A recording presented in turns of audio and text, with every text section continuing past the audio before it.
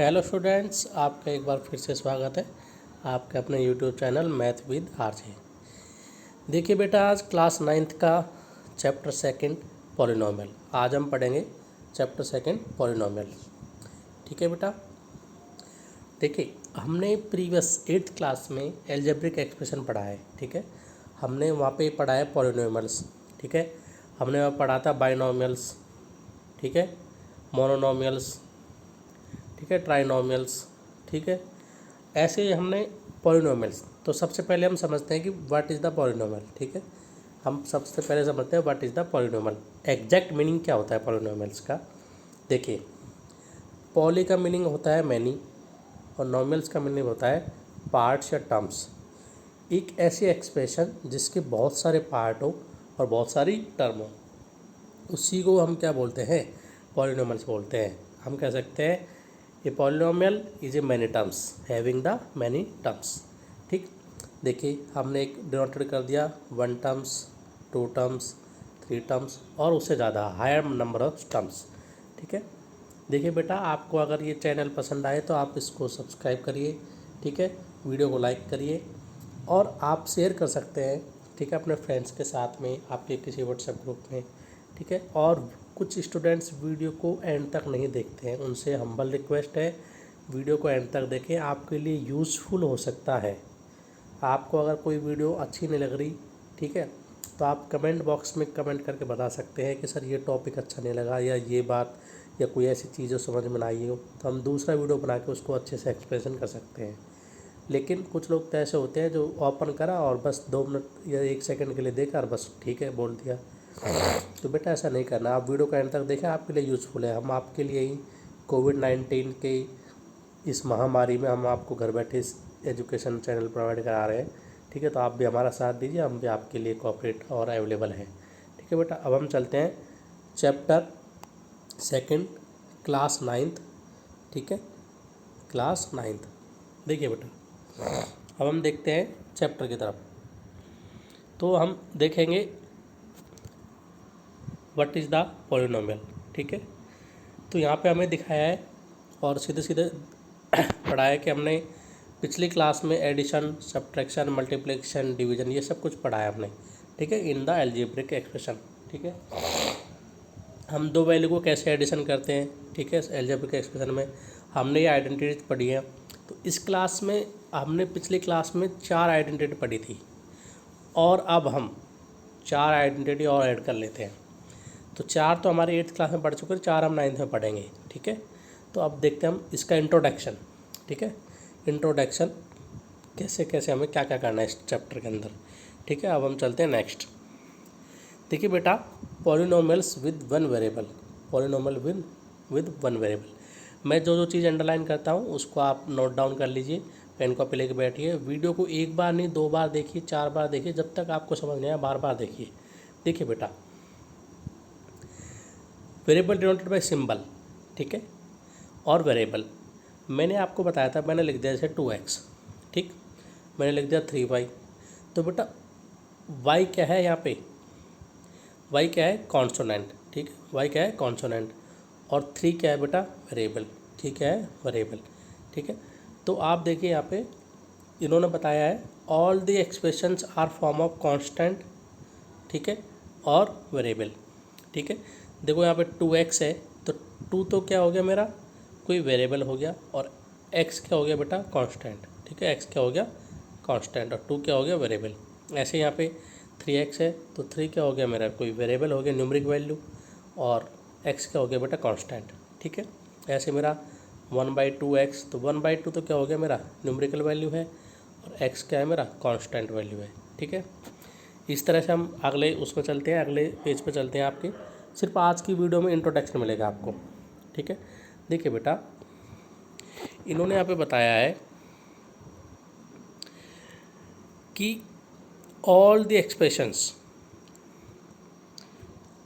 देखिए ध्यान से, इधर फिगर जैसे ये कोई स्क्वायर के दिया था तो x इंटू एक्स, ठीक है। ऐसे इन्होंने इसका कोई एरिया निकाल दिया, पैरामीटर निकाल लिया, तो उसके लिए हम कोई ना कोई मल्टीप्लाई करते हैं। देखो यहाँ पे दिया है can you the area of find out PQRS, ठीक है, सिमिलर x इंटू एक्स, तो एक्स स्क्वायर, ठीक।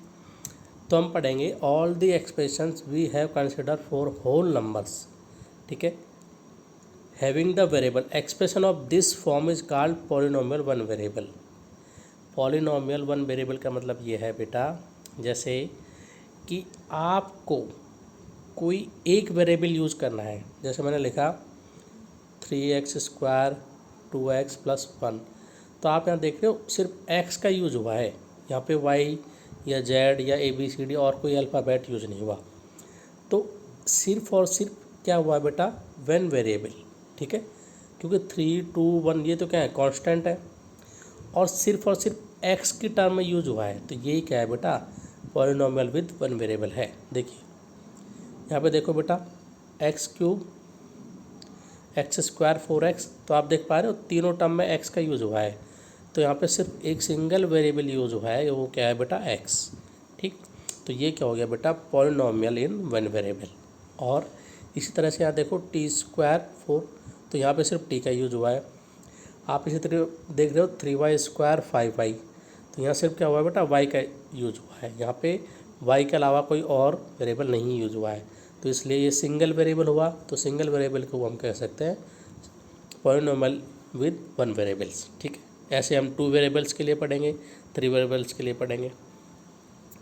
अब हम देखते हैं कि टर्म्स का मतलब ये होता है, जैसे कितने पार्ट हैं, जैसे मैंने लिख दिया x³ + x² + x + 4, तो बेटा ये एक टर्म हो गई, ये 2 टर्म हो गए, 3 4, तो इस वाली पूरी एक्सप्रेशन में कितने टर्म है, 4। ऐसे मैंने लिखा 2x, तो ये क्या है बेटा, सिर्फ सिंगल टर्म है। मैंने लिख दिया 2x + 1, तो ये क्या है बेटा, डबल हो गई, तो इसमें क्या हो गई, 2 टर्म हो गई, ठीक है। इसी तरह से हम पढ़ेंगे। अब देखो कोफिशिएंट वो होता है, जैसे यहाँ पे दिया हुआ है, इसको ले लेते हैं -x³, तो बेटा इस x वेरिएबल के साथ में न्यूमेरिकल वैल्यू क्या है, मैं x × -1 लिख सकता हूँ इसको, भाई x³ × -1, तो ये तो सिर्फ वेरिएबल हो गया, और इसके साथ कांस्टेंट क्या है, -1, तो यही मेरा क्या हो गया, इसका कोफिशिएंट हो गया। -1 क्या हो गया, कोफिशिएंट ऑफ दिस वेरिएबल, ठीक है। देखिए नेक्स्ट इन्होंने बताया है यहाँ पे 4x², तो बेटा x² का कोफिशिएंट क्या है, 4 है, क्योंकि x² के साथ में कोई भी न्यूमेरिक टर्म क्या है बेटा, 4 है, तो 4 क्या हो गया, मेरा कोफिशिएंट हो गया। किसी भी वेरिएबल के साथ में कोई भी न्यूमेरिक टर्म होती है, वही उसका क्या होती है, कोफिशिएंट होती है, वही क्या होती है बेटा, कोफिशिएंट होती है, ठीक है। अब कोफिशिएंट में क्या क्या होना चाहिए, सिर्फ और सिर्फ क्या होना चाहिए बेटा, होल नंबर होना चाहिए, ठीक है, होल नंबर होना चाहिए। देखो बेटा नीचे हम पढ़ते हैं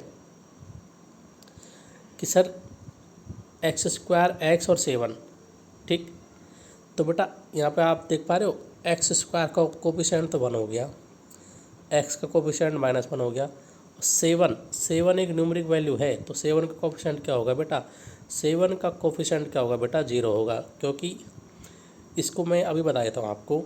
7 क्या है बेटा, कांस्टेंट है, और कांस्टेंट का कोफिशिएंट क्या होता है, 0 होता है। कैसे, इसको मैं अभी बता देता हूँ आपको। जैसे मैंने लिखा बेटा 7, तो 7 को मैं x से लिख सकता हूँ, भाई x⁻0, इसके साथ ये न्यूमेरिकल टर्म हो गई और ये वेरिएबल हो गया। और हमने पढ़ा है क्लास 8th में, किसी की भी पावर 0 क्या होता है, 1 होता है, किसी की पावर 0 क्या होता है, 1 होता है, ठीक है। अब देखो कि इसमें 0 पॉलिनोमियल बताया, 0 पॉलिनोमियल का मतलब ये हो गया कोई भी कांस्टेंट है तो उसका कोई भी उसके साथ में क्या है, वेरिएबल नहीं है, तो वेरिएबल जब नहीं है तो वो उसकी पावर 0 पॉलिनोमियल हो गया, वो क्या है बेटा, 0 पॉलिनोमियल हो गया। अब देखिए इन्होंने बताया कि देखो रिमाइंडर x⁻0 मैंने अभी ये बता दिया था आपको। देखिए यहाँ पे इन्होंने बताया कि algebraic expression 1 + x + 1/x √x + 3 √y², तो ऐसी एक्सप्रेशंस जो है, ठीक है, वो क्या पॉलिनोमियल होती है, तो वो पॉलिनोमियल नहीं होती। क्यों नहीं होती, क्योंकि बेटा सिर्फ और सिर्फ ये क्या होना चाहिए, होल नंबर होना चाहिए, होल नंबर। तो आप मुझे बताओ कि 1/x क्या होल नंबर है क्या, नहीं, ये p/q की फॉर्म आ गई, और p/q क्या होता है, रेशनल नंबर्स होता है, तो ये होल नंबर है ही नहीं।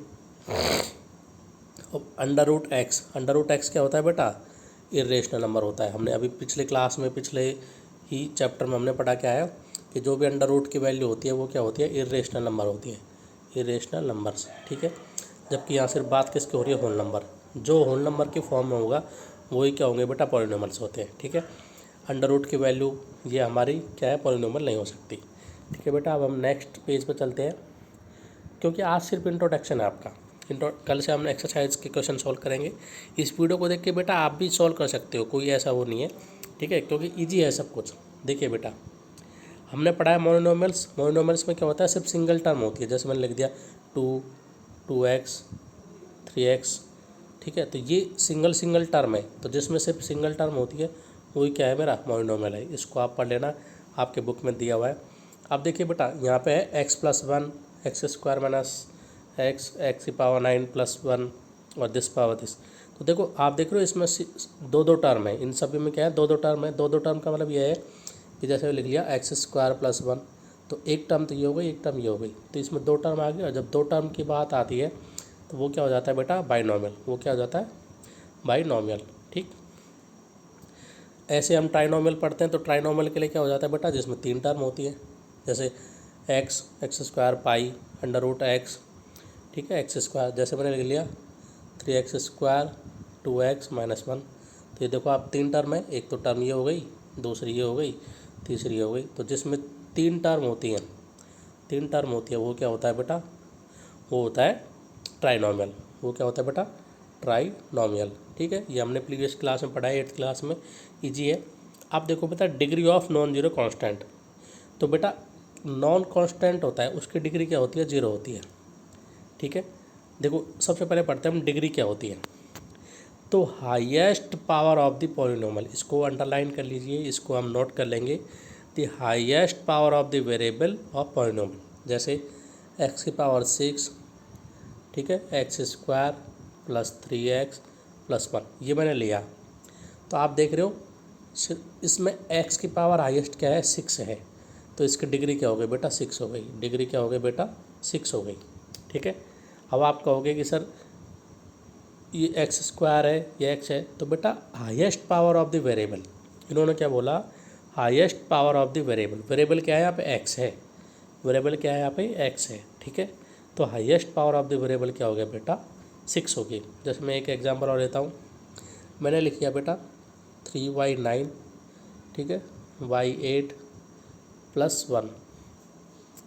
तो सबसे पहले तो हम देखेंगे वेरिएबल क्या है। वेरिएबल यहाँ पे देखो 3 तो कांस्टेंट है, 1 भी कांस्टेंट है, ये दोनों तो क्या है बेटा, कांस्टेंट, ठीक है, कांस्टेंट। और y और y8 क्या है, वेरिएबल है। ये क्या है, दोनों वेरिएबल है। और वेरिएबल की हाईएस्ट पावर, इन्होंने बोला है highest power of the variable. तो y की हाईएस्ट पावर क्या है, 9 है।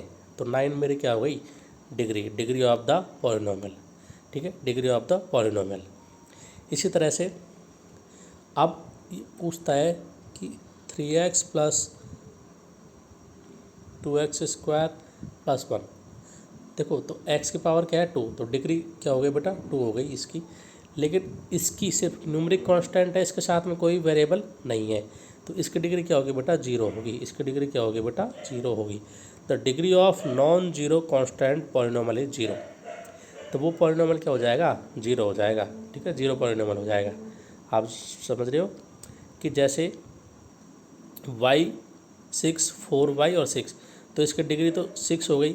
लेकिन degree of non zero constant, मतलब जो 0 नहीं है और कांस्टेंट है, तो 1 ना, तो ये 0 है और कांस्टेंट है, तो इसकी जो क्या नाम है, इन्होंने बोला था डिग्री, तो डिग्री क्या हो गई इसकी, 0। तो वो क्या हो गया बेटा, 0 पॉलिनोमियल। वो क्या हो गया, 0 पॉलिनोमियल। इस वीडियो को आप बार बार देखिए, ठीक है, जब तक आपको समझ नहीं आए जब तक आप इस वीडियो को देखते रहिए, क्योंकि बेटा इंट्रोडक्शन हर चैप्टर का ज़रूरी है। अगर आपका इंट्रोडक्शन समझ में आ गया तो आपको हर चीज़ समझ में आ जाएगी, ठीक है बेटा। हम नेक्स्ट पेज पर चलते हैं इसके। अब देखो इन्होंने क्या दिया है, देखो यहाँ पे बताया है, आप इसमें देख के खुद बता दोगे। x की पावर 5 हाईएस्ट है, तो डिग्री क्या हो गई, x की क्या डिग्री होगी, 5, तो 5 डिग्री होगी पॉलिनोमियल। देखो इसका वेरिएबल ऑफ 5, तो डिग्री ऑफ पॉलिनोमियल 5, ठीक है। इसी तरह से सेकंड पार्ट देखिए इसका, y की पावर 8 सबसे ज़्यादा है, तो डिग्री क्या हो गई, 8 हो गई। यहाँ क्या है, 2, तो 2 क्या है बेटा, नॉन जीरो कांस्टेंट पॉलिनोमियल, तो इसकी पावर क्या हो गई, 0। ठीक है, इसको आप पढ़ लीजिए थर्ड इसके, द ओनली टू है द बिटवीन 2x की पावर 0, तो इसकी zero degree of non zero polynomial is 0। ठीक है, इसको आप पढ़ लीजिए, आपके एनसीईआरटी के बुक पेज नंबर 30 पे गिवन है ये सब कुछ। अब देखिए बेटा कुछ चीज़ और पढ़ते हैं हम, फिर हम एक्सरसाइज की तरफ बढ़ेंगे। देखो इन्होंने बताया है linear polynomial, a polynomial degree 1, a polynomial of degree 1 is called linear polynomial. देखिए कोई ऐसी हमने एक्सप्रेशन ली और उसकी डिग्री क्या आई 1 आई, ठीक है, तो उसको क्या बोल देते हैं हम लीनियर पॉलिनोमियल। सब मोर लीनियर पॉलिनोमियल जैसे इन्होंने बोला 2x माइनस 1, 3x माइनस 2 या प्लस 2, तो देखो x की डिग्री क्या है यहाँ पे भाई, किसी की पावर कुछ है नहीं तो उसका जब किसी के ऊपर पावर नहीं तो 1 मान लेते हैं, तो इसकी डिग्री क्या हो गई बेटा 1 हो गई। तो इसकी जब डिग्री 1 हुई तो इसको क्या बोलते हैं बेटा लीनियर, इसको क्या बोलते हैं बेटा लीनियर। ठीक है, अब हमसे पूछते हैं कि इसमें कितने टर्म हो सकते हैं मैक्सिमम। तो देखो बेटा लीनियर का मतलब होता है सिंगल, तो इसमें x+1 मतलब 2 टर्म हो सकती हैं। मैक्सिमम कितने टर्म हो सकते हैं बेटा 2 टर्म हो सकती हैं। देखिए इसमें कहीं गिवन भी होगा आपको कि able to find out because of the polynomial we can most of 2 terms. ठीक है, इसमें आप देख पा रहे हो 2x minus 1 2y under root x, ठीक है, या x+1, तो मैक्सिमम कितने टर्म हो सकती हैं, सिर्फ 2 टर्म हो सकती है क्योंकि ये क्या है लीनियर। इसी तरह से हम पढ़ते हैं क्वाड्रेटिक, तो क्वाड्रेटिक का मतलब क्या हो गया 2, क्वाड्रेटिक का मतलब क्या हो गया 2, तो जिसकी डिग्री 2 है, a polynomial degree of 2 is called quadratic polynomial, is called quadratic polynomial. देखो बेटा 2x² 5, ठीक है, 2x² 5, तो x की डिग्री क्या है यहाँ पे 2 है, तो यह क्या हो गया बेटा क्वाड्रेटिक पॉलिनोमियल हो गया। अब इसमें टर्म की बात आती है तो टर्म कितनी हो सकती हैं, सिर्फ 3 टर्म हो सकती हैं मैक्सिमम 3 टर्म हो सकती हैं बस। ठीक है, 3 से ज़्यादा नहीं होंगे, 2 हो सकते हैं कोई दिक्कत नहीं है, लेकिन 3 से ज़्यादा नहीं होंगे। ठीक है, क्वाड्रेटिक के मैं कैसे लिख सकता हूँ 2x² + 5, ये भी क्वाड्रेटिक है क्योंकि इसमें डिग्री 2 है, मैंने लिख लिया 2x² + x + 5, ठीक है, तो ये भी क्वाड्रेटिक है। 3 से ज़्यादा टर्म नहीं होंगी, इससे ज़्यादा मान लीजिए मैंने लिखा 3x² + 3x + x + 1, तो ये क्या क्वाड्रेटिक इक्वेशन है, नहीं, क्यों नहीं है, क्योंकि इसमें 1 टर्म 2 टर्म 3 और 4, तो 4 टर्म हो गए, जबकि कितनी हो सकती है क्वाड्रेटिक का मतलब 2 है और टर्म कितनी हो सकती है 3, मतलब एक टर्म ज़्यादा हो सकती है, जितने उसके वेरिएबल है उससे एक ज़्यादा हो सकती है। ठीक है, अब इसी तरह से हम पढ़ेंगे बेटा 3 डिग्री, तो 3 डिग्री के लिए क्या बोलते हैं क्यूबिक। अब क्यूबिक के लिए क्या होगी कि किसी की डिग्री क्या हो 3 हो, जैसे मैं लिख दिया 4x³ 3x² 3x + 1, तो x की पावर क्या है 3 है, तो ये क्या हो गया मेरा क्यूबिक। क्यूबिक के लिए क्या हो सकता है बेटा, इसमें 4 टर्म हो सकते हैं 1 2 3 4। ठीक है, क्यूबिक का मतलब क्या हो गया 3, और टर्म कितने हो सकते हैं 4, एक ज़्यादा तक हो सकती है। देखो ये अंडरलाइन कर दिया मोस्ट ऑफ 4 टर्म्स। ठीक है, अब देखिए जीरो पॉलिनोमियल। ठीक है, जीरो पॉलिनोमियल का मतलब ये हो गया कि इन a particular A0 A1 A2 कोई बहुत सारी चीज़ दी हुई हैं। देखिए मैं आपको एक बता देता हूँ, मैंने लिखा a की पावर n, ठीक है, A1 की पावर n, ठीक है, A2 की पावर n, इसी तरह से बहुत सारे टर्म हैं और ये सब किसके इक्वल में है, 0 के इक्वल में है, तो ये सारा क्या हो गया बेटा जीरो पॉलिनोमियल हो गया। ठीक है, जैसे मैं एक पूरी एक्सप्रेशन लिख सकता हूँ, मैंने लिखा 3x² + 2x + 1 = 0, तो ये इसको कंडीशन को सेटिस्फाई करना है जब तक 0 ना आ जाए, तो ये जब 0 आ जाएगा, जिस कंडीशन पर 0 आ जाएगा वो क्या हो जाएगा जीरो पॉलिनोमियल हो जाएगा। ठीक है बेटा, आप इस वीडियो को बार बार देखिए, वीडियो अगर आपको पसंद आया हो तो वीडियो को बेटा लाइक ज़रूर कर दें। ठीक है, और सब्सक्राइब कर लें चैनल को, ठीक है, ताकि आपको सारी वीडियो नहीं आए तो उसका पता लग जाए, और बेटा शेयर करें ताकि आपको अच्छे वीडियोज़ और भी प्रोवाइड होंगे, क्योंकि अभी तो हमारी स्टार्टिंग है इस कोविड-19 के दौर में। ठीक है, आप घर बैठ के सुरक्षित रहें, सेफ रहें, और इस वीडियो को जब तक आपको मतलब एक बार कुछ क्लियर नहीं हुआ कॉन्सेप्ट 2 बार देखिए 3 बार देखिए। ठीक है, thank you, have a nice day. अगले उसमें हम एक्सरसाइज की सॉल्यूशन करेंगे अगली वीडियो में। जब तक आप इसको पढ़िए।